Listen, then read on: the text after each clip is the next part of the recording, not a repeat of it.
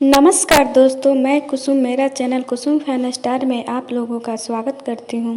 अगर आप लोग जितिया से संबंधित या किसी प्रकार के पर्व त्यौहार से संबंधित कथा गीत सुनना चाहते हैं तो मेरे चैनल को सब्सक्राइब कर लीजिए और बेल आइकन को ऑल सेलेक्ट कर लीजिए ताकि वीडियो का नोटिफिकेशन सबसे पहले आपके पास पहुंचे और आप देख सकें। जीवित पुत्रिका व्रत 2023 संतान की रक्षा के लिए किया जाता है। यह व्रत संतान की लंबी आयु के लिए किया जाता है। जीवित पुत्रिका व्रत कथा को सुनने से जीवन में मंगल ही मंगल होता है। जीवित पुत्रिका व्रत 2023 कथा सनातन धर्म में जीवित पुत्रिका व्रत का विशेष महत्व है। इस व्रत को महिलाएं सभी माताएं अपनी संतान की सुरक्षा के लिए रखती हैं।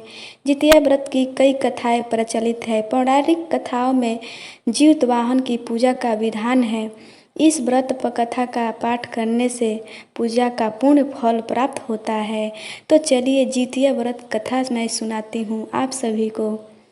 मान्यताओं के अनुसार जीवित पुत्रिका व्रत संतान की लंबी उम्र और अच्छे स्वास्थ्य के लिए रखा जाता है।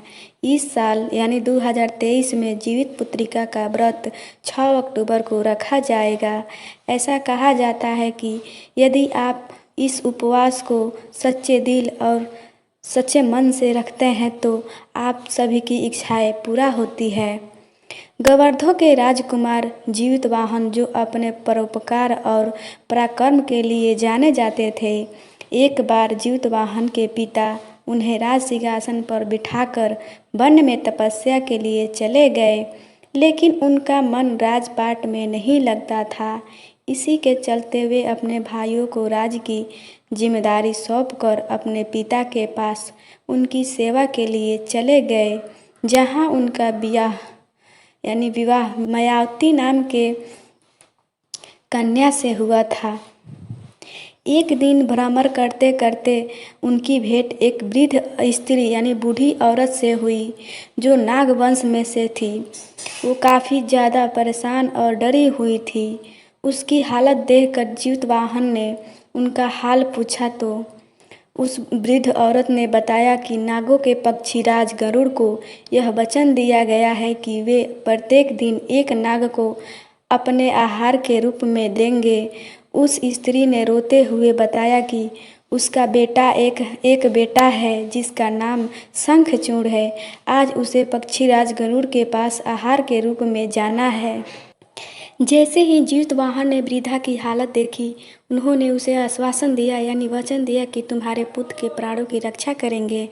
वचन के अनुसार जीवित वाहन पक्षी गरुड़ राज के सामने पहुँचे गए और बिना डर भय के उनके जाकर सामने खड़ा हो गए और गरुड़ उन्हें अपने पंजों में दबोचकर साथ ले गए। उस दौरान उन्होंने जीवित वाहन के कराहने की आवाज़ सुनाई दिया और वे एक पहाड़ पर रुक गए, जहां जीवित वाहन ने उन्हें पूरी घटना बताई। पक्षी गरुड़ राज जीवित वाहन के साहस और परोपकार भाव को देखकर प्रसन्न हो गए, जिस वजह से उन्होंने जीवित वाहन को प्राण दान दे दिया। साथ ही उन्हें ये भी वचन दिया किसी भी नाग को अपना आहार नहीं बनाएंगे। जानकारी के लिए आपको बता दें कि तभी से संतान की सुरक्षा और उन्नति के लिए जीवित वाहन की पूजा का विधान चालू हो गया, जिसे हम आज लोग जितिया व्रत के नाम से जानते हैं। तभी से सारी माताएं जितिया व्रत के नाम से निर्जला व्रत रखती हैं और अपने बच्चों की लंबी उम्र और दीर्घ आयु के लिए कामना करती हैं। जो औरतें जिनके बच्चे नहीं हैं वो अपनी बच्चे की कामना के लिए व्रत रखती हैं और जिसके बच्चे हैं वो उस बच्चे के लंबी उम्र के लिए व्रत रखती हैं। थैंक यू दोस्तों। आप लोगों को यह कहानी कैसे लगी? अगर अच्छी लगी हो तो प्लीज़ एक लाइक कर देना और सब्सक्राइब कर लेना और अपनों के साथ शेयर कर देना। थैंक यू, धन्यवाद।